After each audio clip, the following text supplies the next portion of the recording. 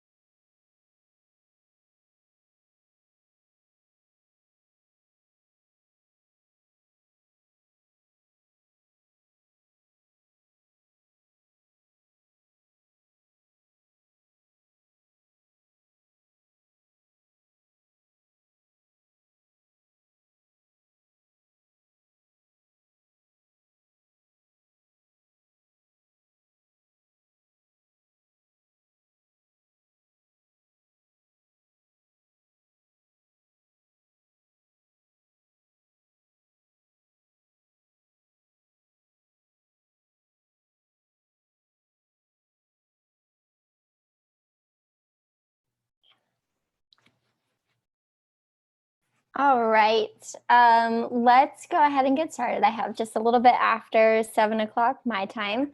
Thank you all so much for being here and for being flexible with your time. I hope that you all had a great day off yesterday and enjoyed some rest if you had a holiday. We'll go ahead and get started this evening with our check-in. We'll check in with a scale of 1 to 10. So how you're feeling. I'm just typing it into the chat box.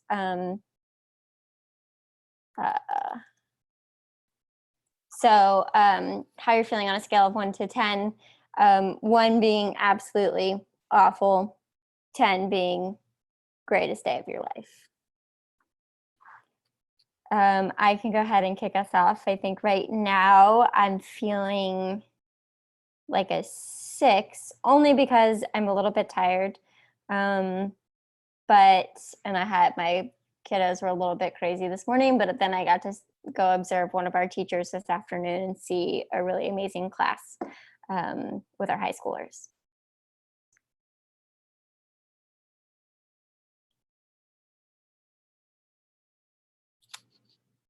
Lisa said 7, Jen said 8, Molly said 6, slow start after a day off yesterday, but feeling better than I did this morning. Amber said I'm a 7, would be higher, but I'm tired also. Sarah said an 8. Audrey said 6 or 7 because it was a little busy, but not awful. Vanessa said, I'm so much better. I took a nap and went to yoga and back to the office for a shower. Great. Now at an 8. And Carrie said 7.5.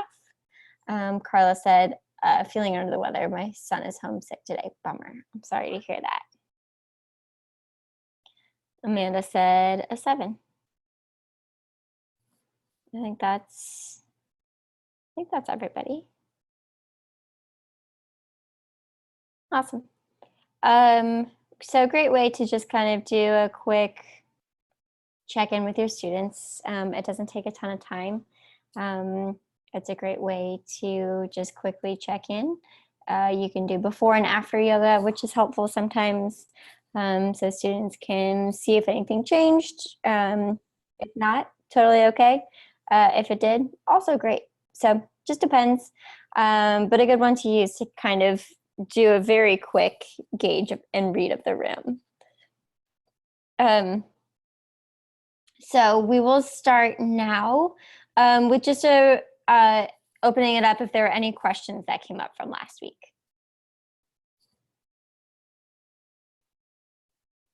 Or questions about anything else.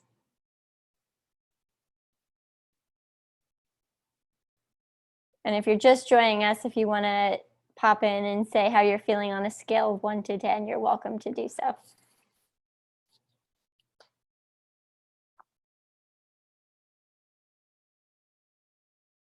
Maggie said 7. Great.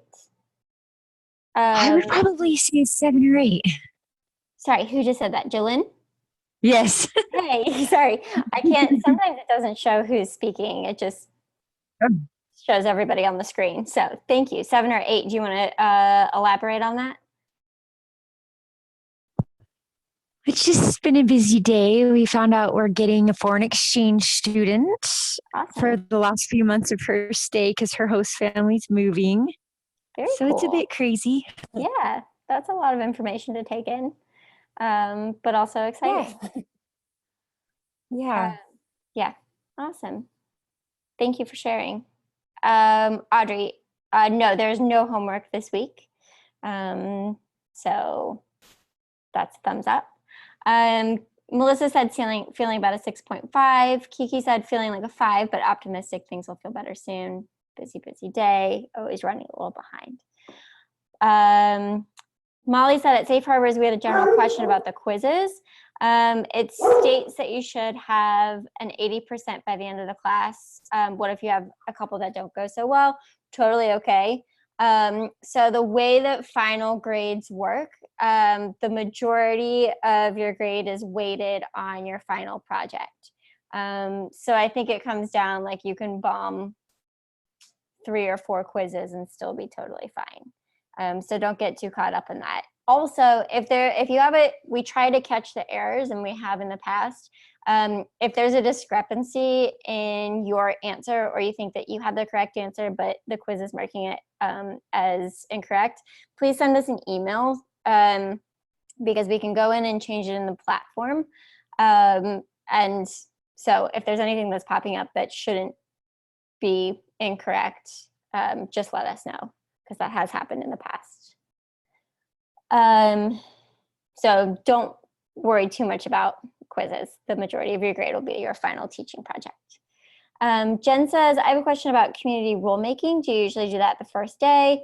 Do you ever revisit it if things are getting off track? Yeah, I usually spend about the first week doing that and putting them together through different group activities, and then keeping them up on the wall, just so you can reference them in the future.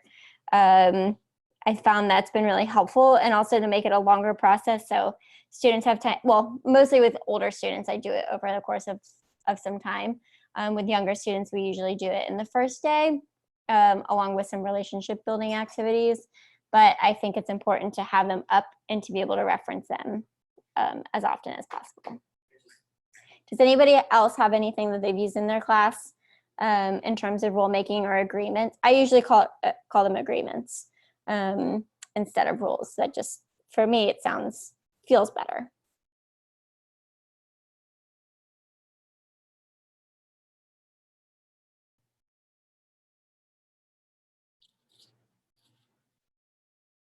Okay. Yeah, it's helpful to keep them on a piece of paper somewhere. If you have a dedicated classroom, keep it on the wall. If not, have it somewhere on hand so you can come back to it if you need to. Any other questions?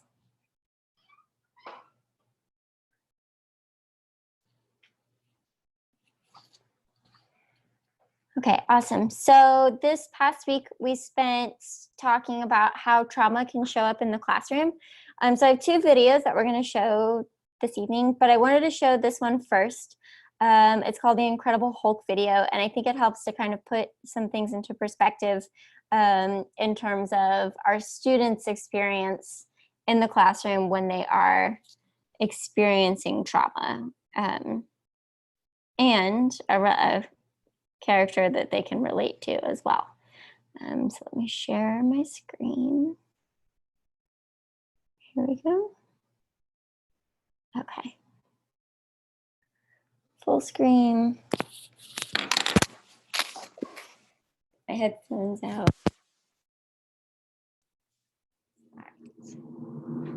Can you guys hear that? It's just kind of an intro. Hey, welcome back, everyone. Today I want to talk about the Incredible Hulk and why I use the Incredible Hulk metaphor for nearly all my patients with trauma, because it's one of the best metaphors for understanding how trauma impacts the brain, how we think, how we feel, and how we react to different situations. And it also has some clues about how to actually help people recover from trauma. So everyone knows that the Incredible Hulk is one of America's favorite superheroes. But did you know that he actually has a severe history of childhood abuse at the hands of his father? And so Bruce Banner always had this huge capacity for rage as a way to protect himself from perceived threat. But then when he got infected with gamma radiations, it turned his rage into one of the most powerful forces in the universe. And we all know that as he starts to get angry, his eyes turn green, his skin turns green, he starts to grow muscles at an incredible rate. But as his Hulk starts to come up, his capacity for intelligence goes way down. And as the Hulk is raging, there's this underlying sense of self-hatred because Banner hates turning into the Hulk. The rest of the world tries to stop the Hulk by sending the world's military against him. But every time you shoot the Hulk or threaten him, it just makes him absorb more gamma radiation, become stronger and stronger, and probably less and less smart. And the only thing that can help the Hulk calm down is actually to just be done with his rage, destroy the threat, and then go jump to South America or some other beautiful place and take a nap for a day and a half, and then wake up and realize that you've tattered your clothes and you probably left a wake of destruction. You need to find your way back to civilization. Now, there's a really important lesson about managing kids who Hulk out too. The thing that the world usually does whenever they see a child acting out and hulking out is that they threaten consequences to them. And this is exactly like shooting the Hulk with military weapons. I mean, the more you shoot at the Hulk, you just make him stronger and stronger and madder and madder. And this is what happens to all these kids who are raging out. Everyone sends them to timeouts or threatens consequences and takes away privileges, and it just makes them escalate more and more. And then we end up classifying them as the problem, as having rage and anger issues, when in fact, they just have this overreactive alarm system that operates just like the way that the Hulk does.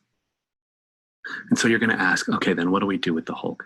Now, the first thing you have to do is actually to never let the Hulk come out in the first place. And the way you do that is by strengthening Banner's capacity for self-awareness, to know what triggers him and to recognize when he's starting to get mad. Because when his eyes are green, maybe there's a little bit of capacity for controlling that reaction to become full-blown Hulk. And you also try to help give Banner other skills for dealing with anger and aggression.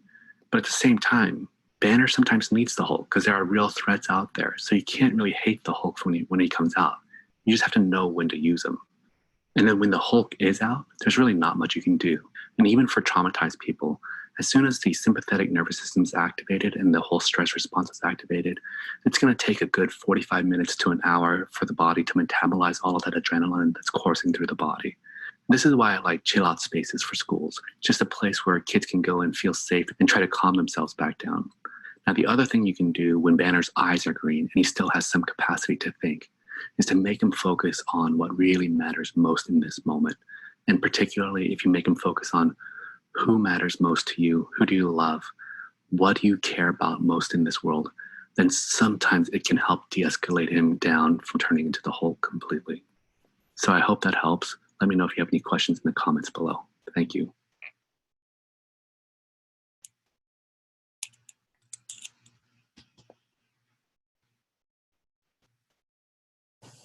All right. Any thoughts on that?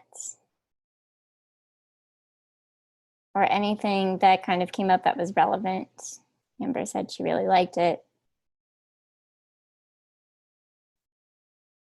I think it's really great how it goes through. It talks about his capacity for intelligence. When we think about last week, when we looked at that brain diagram, the complete inversion, when we're experiencing trauma in our stress response, our ability to access our higher level thinking is totally inverted.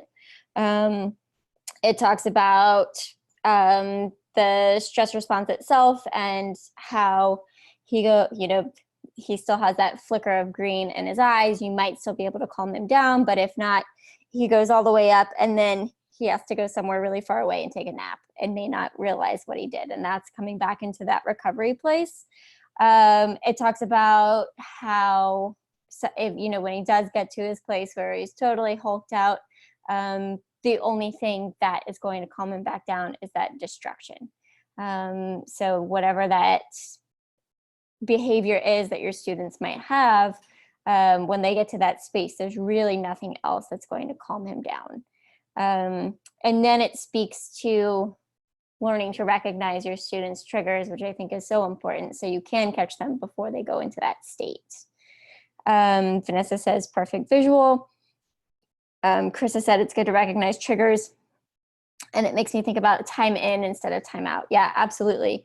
I also don't even use the word calm corner. I think corner has a negative kind of feeling about it. I prefer to use space or zone, but something that doesn't seem as punitive as like go sit in a corner.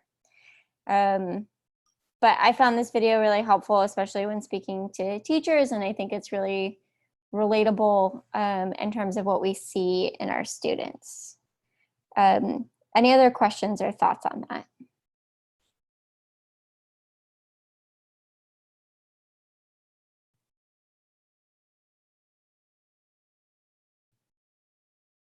Awesome. Does anybody have a calm space in their classroom or wherever it is that they teach?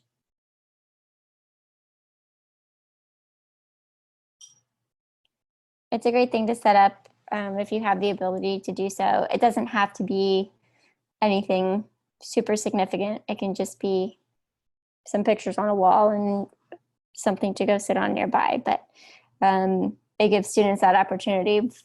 Hopefully, eventually they can recognize that that's where they need to go. They can build that self-awareness and make their way to that space on their own.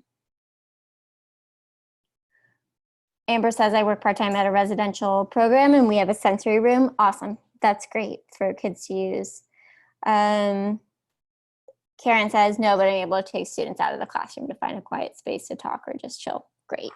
Yeah, anywhere that's separate where you can give them some room to process is super helpful. So oh, great, a couple things here. Carla said, we have comfy pillows and books, small musical instruments, also a hammock to sit in. Cool. That's very soothing, I'm sure. Lisa says, I see my students once a week for an hour and I'm not present with them throughout the day to observe triggers, coach through stress-inducing incidents, etc. My question is, how would we use the Hulk metaphor during yoga session, and what tools do we use, do we think are most effective for students to self-manage? So I think you could just use the Hulk example in and of itself and speak to that, talk about how the Hulk gets angry, how the Hulk feels upset, how the Hulk, has these things that make him angry, and the things that make him even more angry, the shooting with the military bullets or whatever it is, that's helpful. You can have them identify what that might look like for them. And then you can also, I think the most accessible tool for self-management to teach is breathing, because at any moment that's something that you have access to. And I think that it doesn't require any space. It doesn't require any extra tools. You can print out breathing exercises and put them on the wall. You can give them things that they can do with their hands that also help them to calm down. But I think that's the most helpful thing to teach. Vanessa says the Hulk feels out of control when he can't think, when he's angry, upset. Karen says, I carry a small Bluetooth speaker throughout the school day when I can play calming music. Awesome. And I play it quietly. Teachers as well as students appreciate it. Yes, absolutely. I know my mom plays calming music in her classroom all the time, and sometimes I'll put it on and it makes a huge difference. Just very subtly at first, but then it does create a real sense of calm across the room. I think if you want to give really specific examples, you could pull from specific episodes of the Hulk. I'm not a huge Hulk watcher, but I'm sure there's some examples that you can look at directly. So when we think about this in terms of the classroom, we see kind of 4 different ways. Oh, sorry. Kiki says, I'm not a teacher, I'm most likely engage with students as a part of an after-school session or even on weekends. Any suggestions on how to set up a calm zone or quiet spaces in temporary classrooms? Yeah, I would say, at the beginning of class, if it's the same place, if you're in the same room every time, designate at the beginning. If you need to take a moment for yourself, you can step over here and have that space. One thing that one of our teachers does, because they kind of get moved around a lot, in the after school program, she has some laminated papers with breathing exercises on them. And she'll take those and put them up in the classroom in that calm space, in whatever room she's in. So she just takes them with her wherever she goes. And that way she can reuse them. And she can create those designated spaces wherever she is. It's also something that if you are going to be at the same school every single time, you can work with them on trying to set something up, whether it's inside your classroom or outside.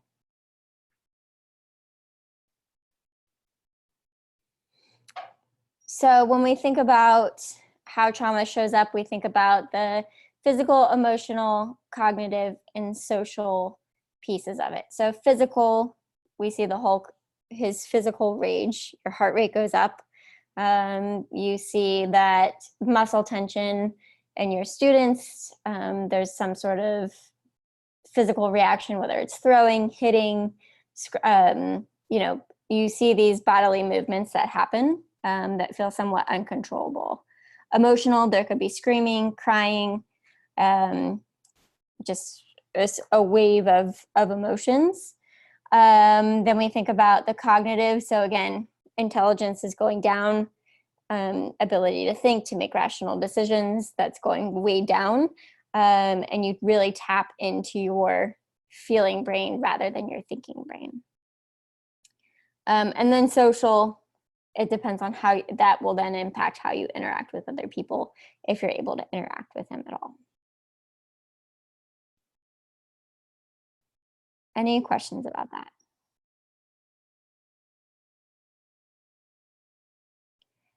Okay, so I have another video that speaks to creating safe spaces and learning brain versus survival brain. This is by the same person that did the first one, but I really like this one. I think it gives a great overview of what you should be doing in the classroom, and also school-wide or group-wide, depending on who you're working with. So.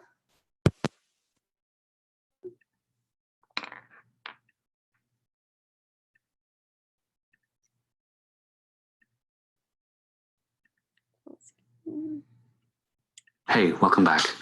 Today, I really wanted to think about what's the best way to teach teachers about trauma without getting them distracted with all the technical stuff, and what's the most important thing for them to understand and learn. And I thought that the best way to do it might be to just make a difference between a learning brain versus a brain in survival mode. So we'll just call it learning brain versus survival brain. And this is the difference. So learning brain is this brain that's open to learning new information, and it's completely okay with ambiguity and grays and vagueness, and it sees the big picture. It like on the balcony, can look over the forest and figure out what's going on. On an emotional level, people in learning brain feel calm, peaceful, maybe a little excited about what they're about to learn, maybe a little playful and having fun too, and definitely curious. And they're not afraid of making mistakes because it's just part of the learning process. And so they're not really thinking about themselves. And they actually feel a little bit of confidence that if they just apply themselves, they might pick up what they're trying to learn. Now, survival brain, on the other hand, is completely different. It's hyper-focused on threat. It doesn't like ambiguity. It wants clear, hard facts. It thinks in black and white terms. It doesn't want anything to be gray at all. And then emotionally, you can imagine that survival brain makes people feel panicky, feel like a little obsessive and afraid of getting things wrong. And they don't feel calm and open to learning new things. They just want to get things over with. And people in survival brain also really don't like making mistakes, and they are afraid of looking stupid too. So students in survival brain don't want to be picked on. They don't want to raise their hand and ask questions and look stupid. And so these people are also filled with doubt about their own ability to learn stuff, and they're afraid that other people can see how stupid they really are. Now, it's really important to understand how learning brain and survival brain interact, because survival brain always trumps learning brain. And it makes sense because survival brain is just trying to save your life. And so if it thinks that there's something dangerous happening, you better pay attention to it, right? But the tricky thing is that as survival brain stays on longer and longer, it's harder to get out of that. And it's harder to really go into learning brain.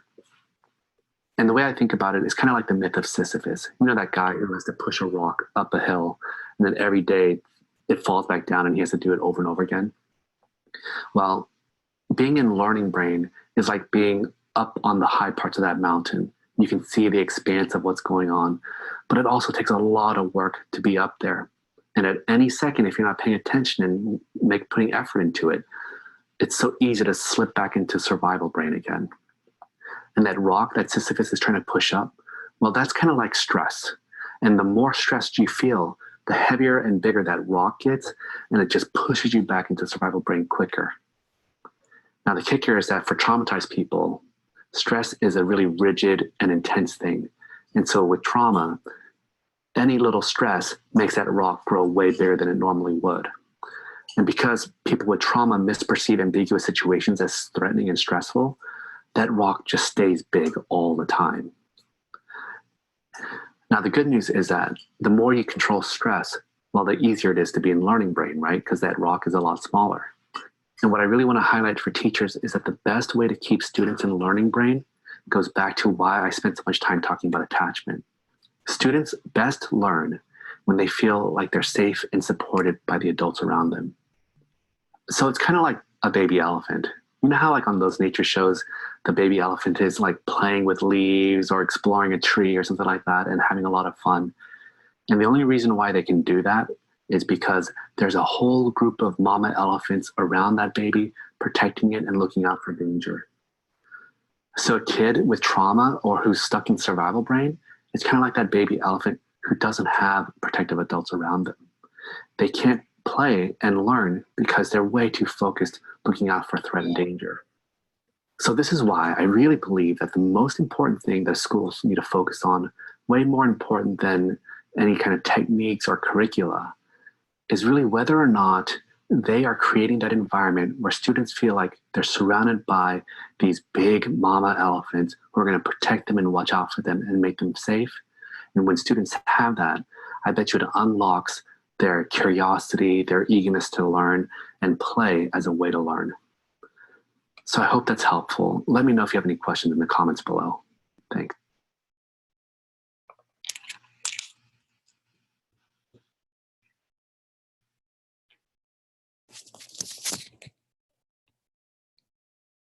Okay, any thoughts on that? His name is, hang on, let me double check. I just closed it.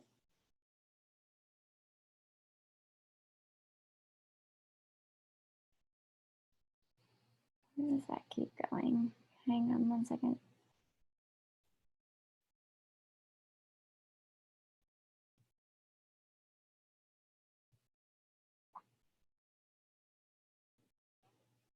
His name is Jacob Ham. Here you go.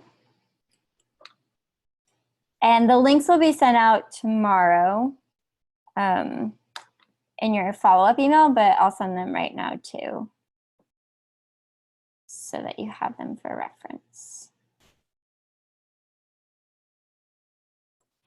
Lisa said a great reminder of what's most important in our work. Yeah, I think it's such a great reminder that so much of the work that we do is and should be based on relationships and creating safe spaces for our students, because that's where we're going to be able to foster the most learning, to foster them in terms of their not just academic learning, but social emotional learning too, which extends so much further than the classroom.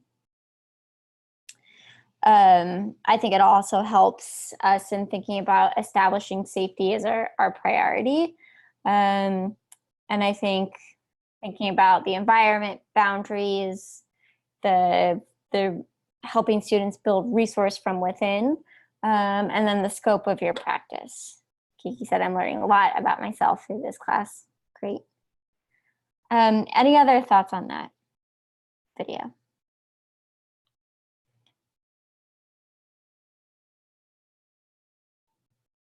And I think it's important, regardless of where you're teaching, whether it's a group home or a school or a counseling center, it's really important to create that safe environment. Vanessa said, I wasn't sure what he meant by ambiguity. So like the unknown. So not telling students what are coming next, what's happening. You kind of have, I think, so one thing that I found incredibly important for my students to have is schedules. So knowing the routine, knowing what comes next, knowing when it's going to happen, not just having that like listed, but also saying it. So letting students know that there's a plan, there's, this is what's happening, there's expectations, so that they can feel safe and understanding within that. Does that make sense? I think the same thing goes, if you think about the zone of proximal development and students' ability to do things that are challenging, but not too challenging. When it's too challenging, they shut down, or when it's too easy, they shut down too and disengage. So keeping them within that zone, I think, is the same thing in thinking about ambiguity. So making sure that there's enough structure, to make sure that there's enough instruction, so that there's not confusion about what's happening or what they're supposed to be doing.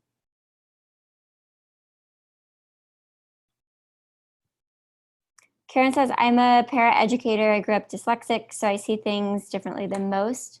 I'm very vocal with the regular and learning support students in the 5th grade I work in. I try to make them feel like it's okay to learn differently. Great. That's super supportive and super important in, especially, I feel like at that time, 5th grade, right before middle school, when being different feels incredibly hard.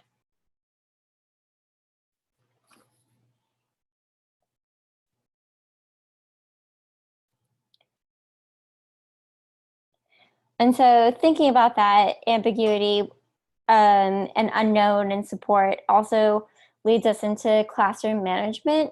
So thinking about, and I don't really like the word management, but I think it's the best one for right now, but how to set up appropriate boundaries in your classroom. So thinking about how to keep your students engaged through relationship building, through support, through reaching different learning styles. So understanding that we all learn in different ways. And as you build relationships with students, you start to understand how they learn best.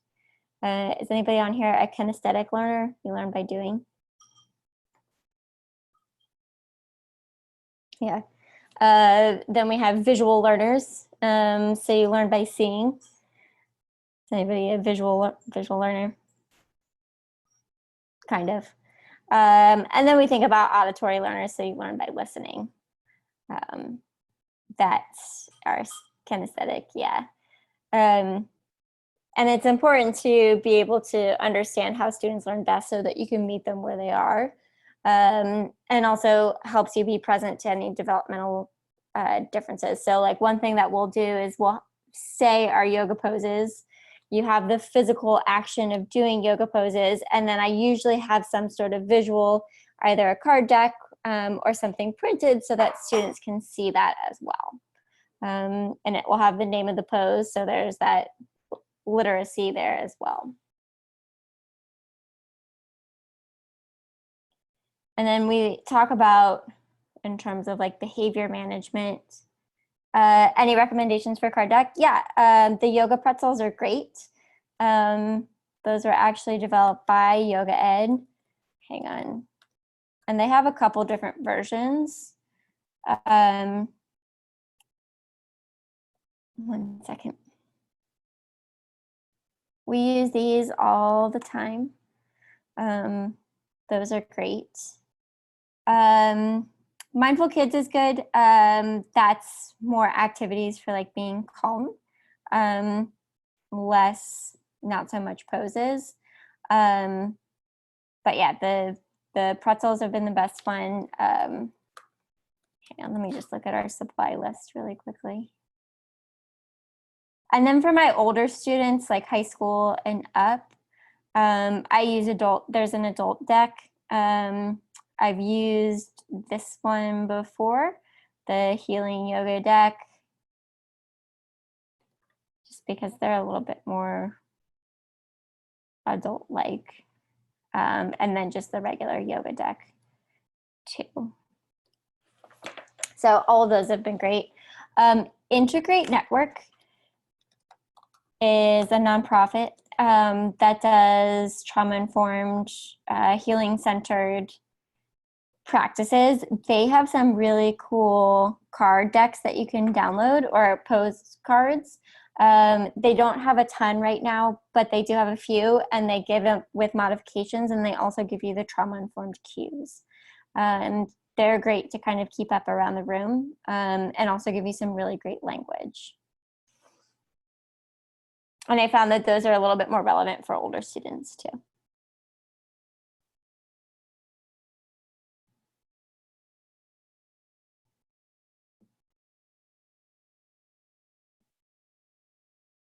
So then when we think about behavior in the classroom, we come back to the ABC method, or really like what we talked about with the Hulk was antecedents, so recognizing triggers.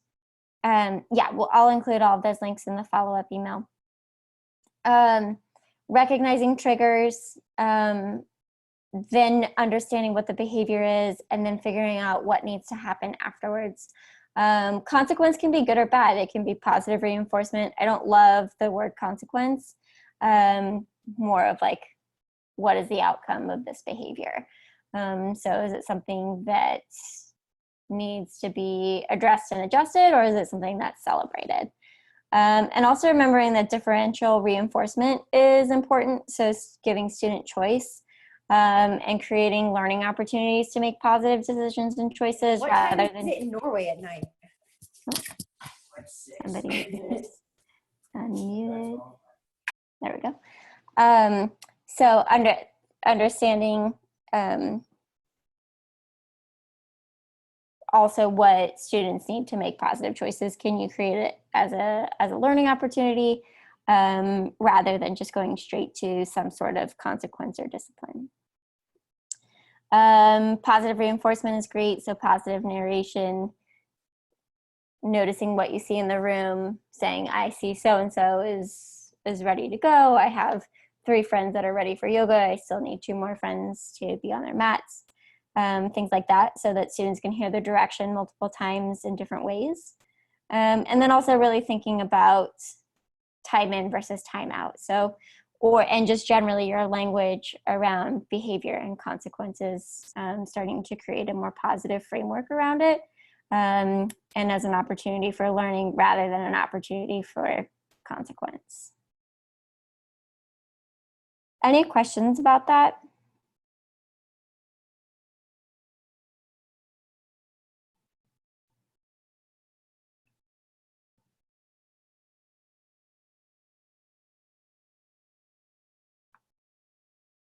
Okay, awesome. So that's the majority of what was covered last week. What's the worst outburst I've experienced? Oh, I don't know if I have like one particular one. They kind of differentiate. I mean, there's been several really awful ones that include, I mean, I had to have, restrain students before and things like that. And I've had desks thrown at both myself and other students, it depends. I try not to think about those too often, just because it's challenging, and I kind of have like compartmentalized them. And I think it can be really scary as a teacher to see those. and everybody's experience is different, but yeah, there's been several occasions where we had to have police involved with our older students. I've had to call for help a number of times, so it's varying levels, just depending on where you're working. And I think the most important thing is always make sure that you have somebody within the building where you are that you can go to immediately if you need help. Sometimes in my after school program, I'll ask a student who is acting out to tell me about a time they did the same transition or activity in a more respectful and calm way. That's great. This reminds them that I noticed the good behavior and it occurs, and trust that they can turn it around. Awesome. It also reminds them that they can, like, they have done that before and they are totally capable of it. Molly said, you never know what you're walking into prior to a class, and that can be really tough. Yeah, it can be really rough. That's why I really love check-ins, just to gauge the room as quickly as possible. And oftentimes I'll ask if a teacher is transitioning a class, just do a really quick check-in with them, see if things are going okay, or if there's anything that I need to know about.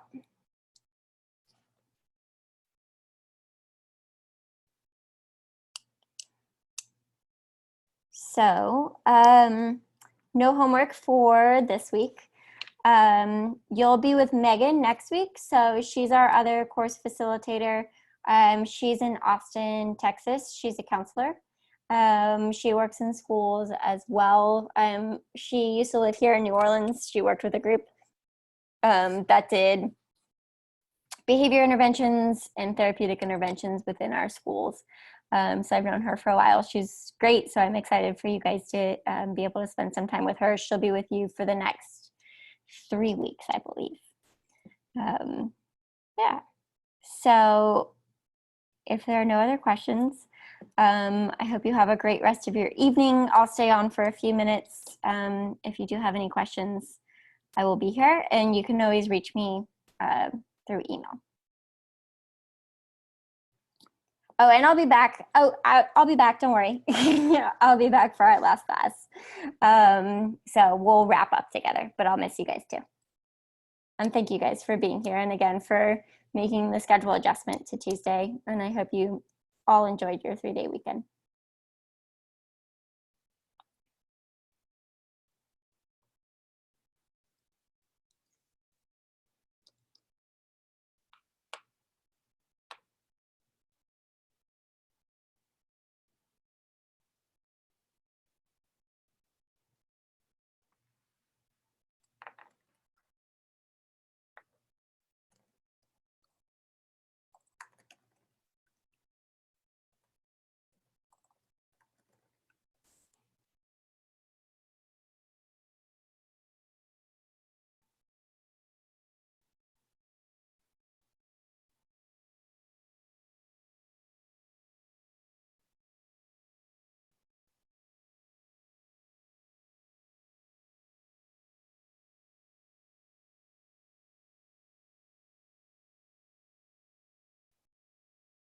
Amber, go for it.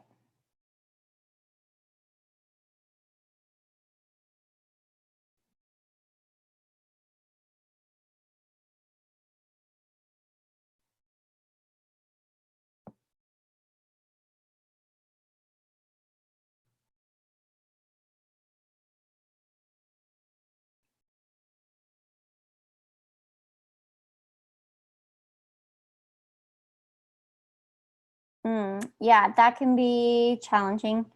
So I think one thing that's helpful is I wouldn't worry so much about the poses at first. And I would say that practicing on yourself is the best practice, trying to get to some classes if you can. If you can go take some classes somewhere, that can be really helpful. Are you struggling with like thinking about teaching the poses or actually physically doing the poses?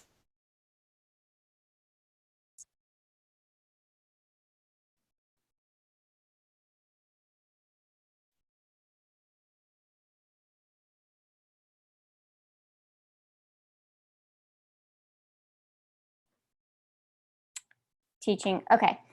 Practicing with the videos. Great. So I would say that comes with time also. And I like teaching anything. It just takes a lot of practice. One thing I know that like in the manual, there's a lot of cues and there's a lot of different language that you can use. Don't get too wrapped up in that. I think so many of our students are visual learners. Keeping the cues as simple as possible, and also them seeing you do the poses is going to be the most helpful. But again, it just comes down to practice. One thing that I found helpful when I first started teaching was to say the poses as I was doing them, or to say some of the cues, just so I could kind of practice getting the words out. That's helpful. But again, it just comes with time, and then you find your voice that works for teaching them. Because the cues that we have might not be the language that you use in your class, or it might not be, something that you feel comfortable saying, or it doesn't seem authentic in the way that you're teaching it.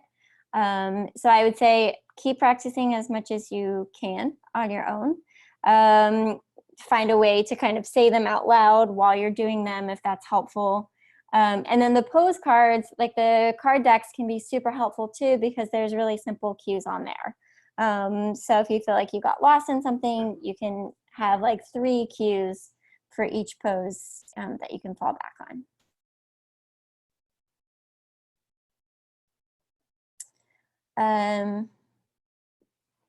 Do the terms change with yoga poses? Yeah.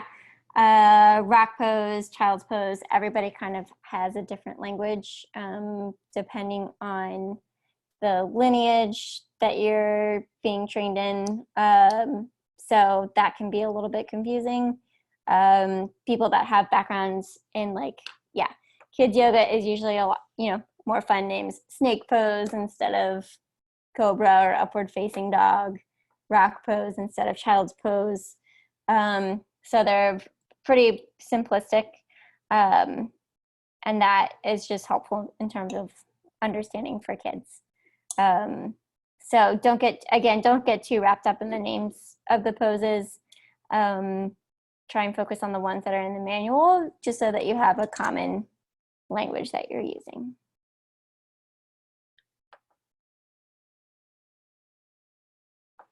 Okay. Yeah, and I would say, practice as much as you can. Pretzel cards are awesome, great visual.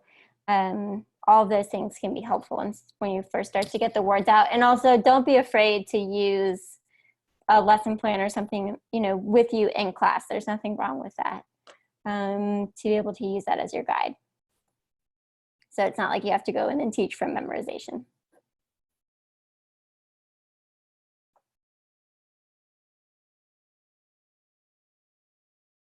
Yeah. Okay. Awesome. Hope you guys have a great week. That's great advice. Practice the poses yourself. Then you just need to know to describe what you're doing and how you feel the pose in your body. Yeah, exactly.